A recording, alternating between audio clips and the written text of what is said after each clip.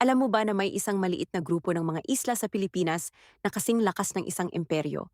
Hindi dahil sa hukbo, kundi dahil sa mga perlas, ang Sultanato ng Sulu ay nagkontrol ng isa sa pinakamahalaga at pinakamapanganib na industriya sa buong Asya, ang pagsisid ng perlas sa karagatan ng Sulu. Ayon sa iskolar na si Warren, sa kanyang aklat na The Sulu Zone, ang mga perlas mula sa Sulu ay ginagamit bilang pera sa mga palengke mula China hanggang Arabia. Hindi ito simpleng kalakalan, ito ay kapangyarihan. Ang mga sultan ng Sulu ay nakikipag-usap sa mga emperadong Chino bilang magkaparehong leader, hindi bilang mga nasasakupan. Ang kanilang yaman galing sa perlas ang nagbigay sa kanila ng lakas na iyon.